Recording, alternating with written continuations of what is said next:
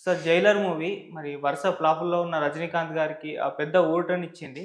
So, ఇప్పుడు ఈ మూవీకి సీక్వెల్‌గా తీసే యోచనలో ఉన్నట్టు స్టోరీ కూడా కంప్లీట్ అయిపోయింది అని కూడా అంటున్నారు సార్. మరి 'జైలర్ 2' మూవీ వస్తుందనుకోవచ్చా? వస్తే ఎలా ఉంటుంది సార్? అంటే సీక్వెల్‌లో నటించడానికి రజనీకాంత్ అంగీకరించినట్టుగా ప్రకటించారాళ్ళు. అవును. ఆయనకు కూడా క్యారెక్టర్ బాగా కనెక్ట్ అయింది. హ్మ్.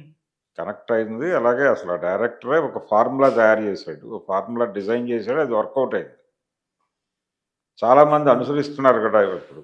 వింటేజ్ హీరోలని ఎలా ప్రెజెంట్ చేయాలి ఆన్ స్క్రీన్ వాళ్ళని తెర మీద ఎలా చూపించాలి అనే దానికి సంబంధించి ఒక రకమైనటువంటి గ్రామర్ బుక్ రాసాడతను హ్మ్.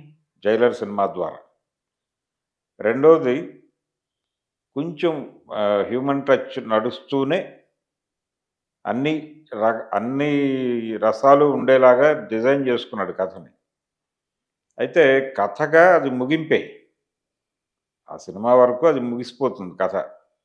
దాని ఎక్స్‌టెన్షను, సీక్వెల్ ఉంటుంది అన్న టైప్‌లో లింకులు ఇవ్వటం, ఆ గోల అది సాధారణంగా ప్రతి సినిమాకి చేస్తున్నారు. అవును. అట్లా ఏదో ఒక క్యూరియాసిటీ లింక్ వదిలేసి క్లోజ్ చేసాడు గానీ, ఇంటెన్షనల్‌గా అనిపించదది. ఇంటెన్షనల్‌గా అనిపించదు గానీ, ఇప్పుడు ఆ సక్సెస్ వచ్చినటువంటి క్రేజ్‌లో దాన్ని అంటే ఆ క్యారెక్టర్‌ని తీసుకొని ఇంకొక ఏరియాలో ఎక్కడో నడుపుతాడు. హ్మ్.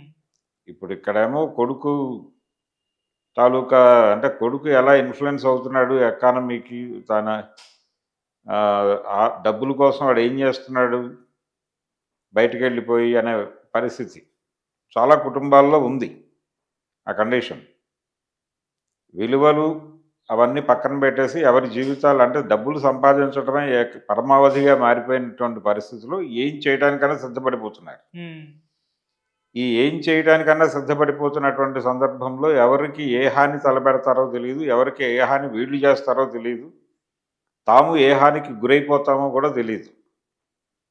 ఈ కండిషన్‌లో ప్రపంచం ఉంది, యూత్ ఉంది పర్టిక్యులర్‌గా అనేది కొంచెం ఎక్కువ బలంగా ఎక్స్‌పోజ్ చేయగలిగాడు ఆ డైరెక్టర్ ఆ సినిమా ద్వారా. ఓకే.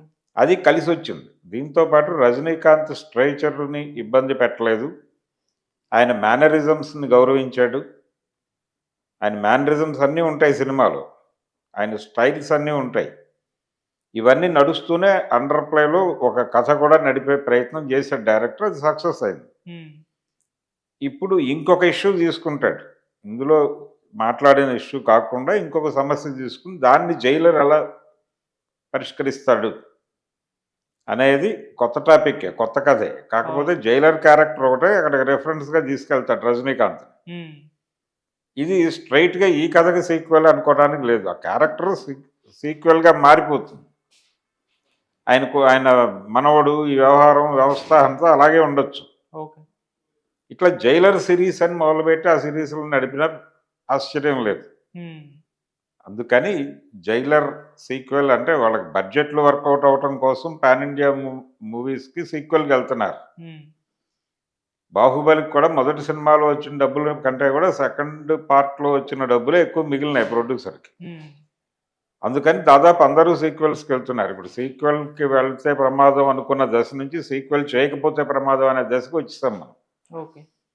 ఆ క్రమంలోనే 'జైలర్' సీక్వెల్ రాబోతోంది. హ్మ్. అది పరిస్థితి. ఓకే.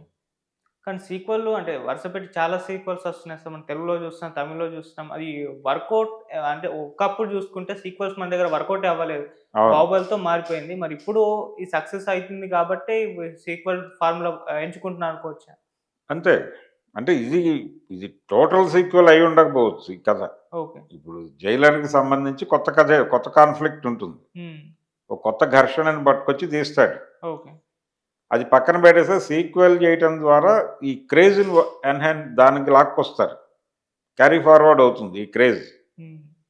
'రజనీకాంత్', 'జైలరు' అనేది బాగా రిజిస్టర్ అయింది జనాల్లో. అవును. ఆ రిజిస్టర్ అయినటువంటి సెంటిమెంట్‌ని బాక్స్ ఆఫీస్ వైపు నడిపించి టికెట్‌లకు తెంపాలి అనేది ప్రోగ్రామ్. ఓకే. ఆ వ్యూహ రచనలో ఉన్నాడు. ఇప్పుడు డైరెక్టర్ గారు ఎప్పుడు మొదలుపెడతాడనేది చెప్తానన్నాడు త్వరలో. అవును. 'రజనీకాంత్' అయితే హ్యాపీగా ఓకే చెప్పాడనేది ప్రస్తుతం వార్త. హ్మ్. అందుకని చేసేస్తాడాయన.